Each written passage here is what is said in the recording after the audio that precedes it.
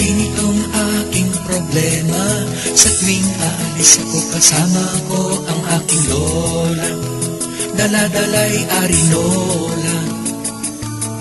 Tinawagan ako ng syota ko, mag-lunch daw kami at isama ko rin daw ang aking lola.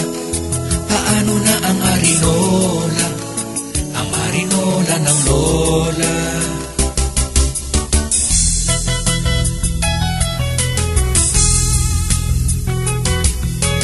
Di naman ako masamang apo, ayos lang kung siya ang kasama ko, ang aking lola.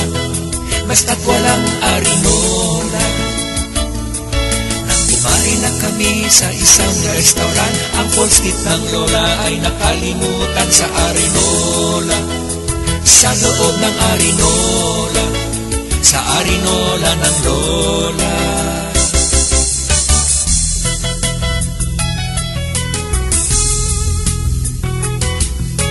Di ko alam kung anong dahilan, kung ba't bitbit niya ito kahit saan.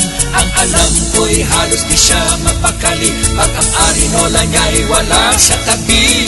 Isang gabi nang kami ay pauwi, ang lola'y nabundol ng isang jeep ang arinola. Tumalbog ang arinola, kasama ang aking lola. Lola, at ang kanyang arinola. Ang arinola ng lola, ang kawawa kong lola.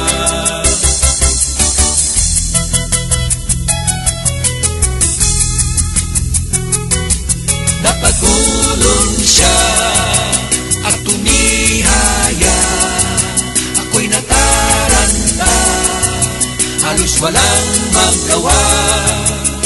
Biglang tumayo at napangiti, huwag mo nang hayaan nang mawala. Patamputin mo na at ibigay na ang aking arinola.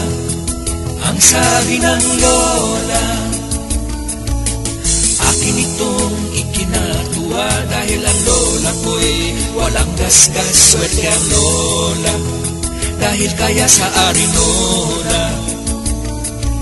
Kaya ako'y napilitan magtanong, ba't mahalaga ang arinolang yon? Mahiwaga raw ito, yan ang sabi niya. Pinana raw ito sa lola niya. Kaya ako ay natawanan lang sa kalokohan ng lola kong yan sa arinola. Ang mahal niyang arinola, bitbit pa rin ang arinola. Arinola, mahiwagang arinola, ang arinola ng lola. Arinola, mahiwagang arinola. Ang arinola, nangangamoy ang arinola. Tayo na aking lola, baka tayo ay madismaya sa iyong